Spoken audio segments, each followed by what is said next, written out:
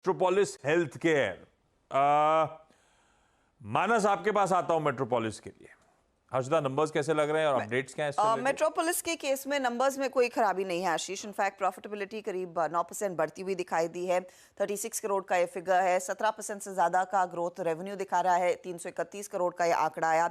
आप EBITDA level पर देखेंगे तो 14% तक की ग्रोथ है। हालांकि इस बारी मार्जिन थोड़े से फ्लैट है, हल्के से कॉन्ट्रैक्ट होते हुए दिखाई जरूर दिए हैं। अब कोर बिजनेस में 15% तक की ग्रोथ Q4 में आती हुई दिखाई दी है, जो 308 करोड़ पर आ खड़ा हुआ है। कोर पेशेंट बिजनेस वॉल्यूम में भी पिकअप है, करीब 7% तक के आसपास का। B2C वहां पर 20% year on year growth company ने डिलीवर की है। ट्रू हेल्थ वेलनेस प्लेटफॉर्म पर 22% तक की ग्रोथ है। Premium wellness testing contribution 15% of sales है।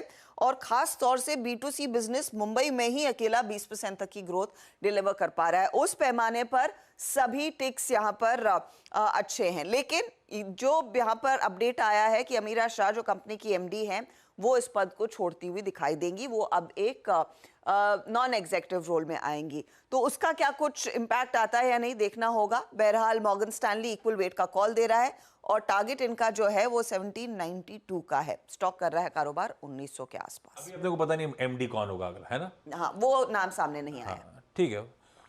तो ये है मेट्रोपोलिस। सारे आंकड़े उम्मीद से बेहतर हैं, पर मार्जिन्स गिरे 70 बेसिस पॉइंट से। और मुझे याद पड़ता है बाकी डायग्नोस्टिक प्लेयर्स के लिए साल दर साल क्यों मार्जिन एक्सपेंशंस हुए थे।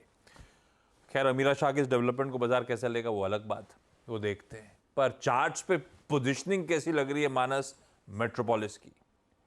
देखिए, चार्ट्स तो अच्छे लगते हैं। हाई टॉप हाई बॉटम बन रहा है। कल फ्रेश ब्रेकआउट देखने को मिला, लेकिन वहां पर बहुत ज्यादा वॉल्यूम देखने को नहीं मिले।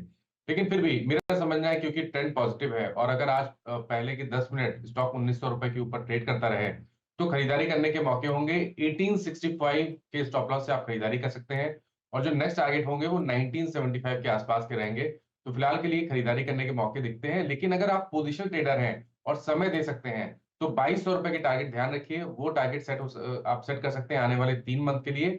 और 1700 रुपए के नीचे आपको स्टॉप लॉस लगाना है। तो 1700 के पहले कभी भी कोई करेक्शन देखने को मिले तो खरीदारी करिए 2200 रुपए के टारगेट के लिए। ओके, ये है मेट्रोपोलिस। चार्ट्स पे कोई दिक्कत नहीं, BHL की चार्ट्स पे कोई दिक्कत नहीं।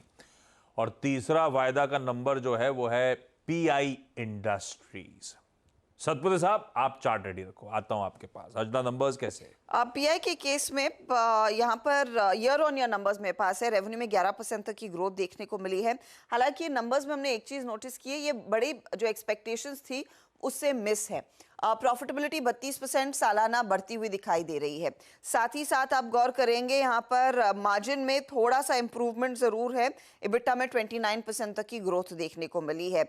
एग्रोकेमिकल बिजनेस में परफॉर्मेंस स्टेडी है, लेकिन फार्मा बिजनेस में लॉसेस जो हैं वो कम अभी भी दिखा रहे हैं, लेकिन लॉसेस पिछले साल की तुलना में इस पर्टिकुलर क्वार्टर में हाफ होते हुए दिखाई दिए हैं। तो वैसे भी आप इस नंबर को पढ़ सकते हैं। क्यों तो फीके ही है। आय 8% गिरी, EBITDA 22% गिरा सीक्वेंशियली। तो ऐसे में सतपति साहब, PI इंडस्ट्रीज एक जमाने के गजब के रिटर्न्स देने वाला काउंटर थोड़ा सा लड़खड़ाया हुआ सा नतीजों के लिहाज से, कैसा लग रहा है चार्ट्स पे? आशीष जी, मुझे लगता है कि नतीजों के पहले ही PI इंडस्ट्रीज में करेक्शन शुरू हुआ है और वो करीबन 4000 का लेवल था और जहां से ये करेक्शन शुरू हुआ करीबन 3550 के आसपास।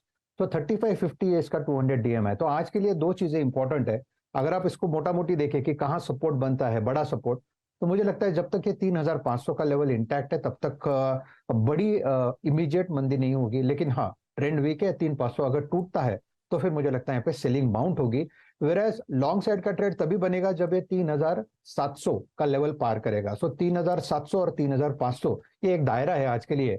तो इधर साइड इधर इसको ब्रेकआउट देना पड़ेगा 3700 के ऊपर या फिर 3500 के नीचे ब्रेकडाउन, फिर यहाँ पे ट्रेड इनिशिएट होगा लॉन्ग या शॉर्ट। Okay, PI industries. चलिए, ये हो गए वायदा के तीनों नंबर्स।